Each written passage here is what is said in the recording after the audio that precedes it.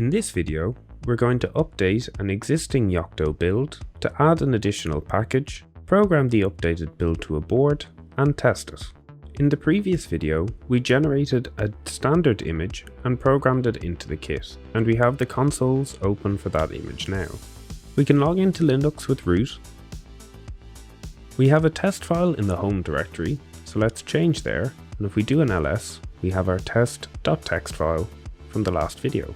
And we can open it in Nano and see that we wrote in hello. So if we exit that now, what if we try using a different text editor like Joe? We type in Joe followed by test.txt, we get a command not found error.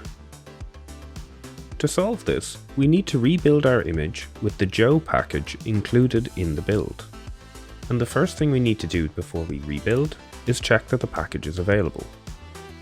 If we go to layers.openembedded.org, change into the Recipes tab up at the top.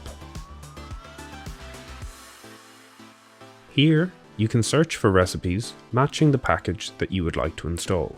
So if we search for Joe, we can see a recipe for the Joe package listed off here, which gives us some information about what needs to be installed to support this package as well.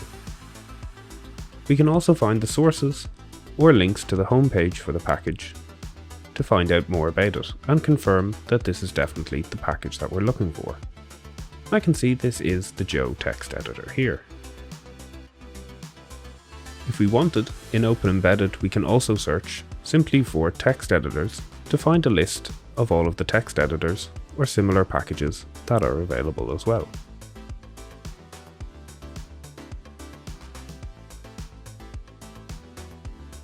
But for the sake of this video, let's only have a look at the Joe package for now. Now that we know we can install our package, let's return to the Yocto folder where we created our Yocto workspace. Go into Yocto Dev, and then into the Meta Polar Fire SoC Yocto BSP folder.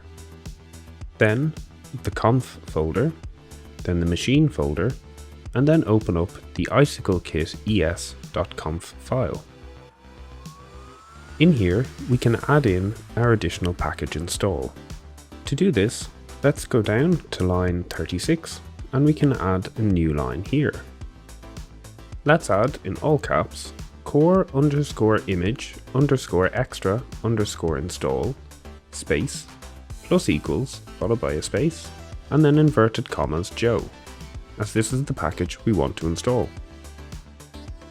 Now, let's save the file and we can return to the terminal where we originally ran our build for Yocto. We can push up to rerun the same command, and let's run a build for the icicle kit of the MPFS dev CLI image once again.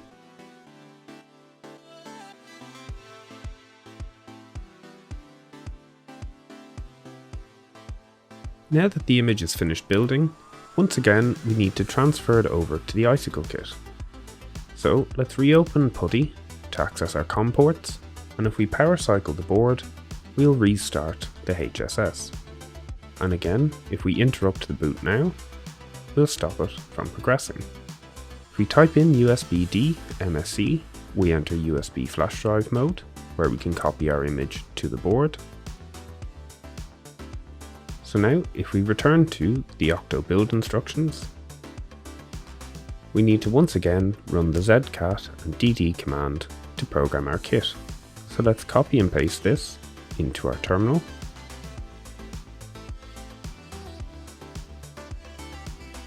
And I know the device name for my board is SDA, so let's update that now and hit enter to program the kit once again.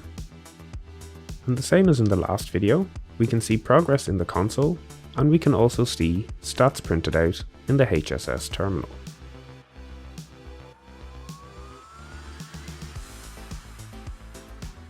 Now that the copy is completed, we can enter Ctrl+C in the HSS to exit flash drive mode, and then enter boot to boot up the image. And we can see the Linux kernel come up on MSS UART1. If you get any MUSB driver errors printed out on boot, As we said in the last video, you can unplug the micro USB cable from J16 to stop these from being printed out.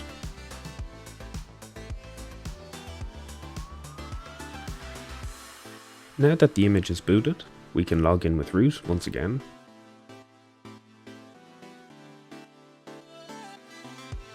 And this time, when we change into the home directory and do an ls, we won't have our test.txt file, as this was overwritten when we reprogrammed the board. So let's type in Joe, which is the text editor we've added, followed by test.txt. And this time, when we enter Joe, we don't get a command not found. The Joe text editor opens up for us, and we can edit our files.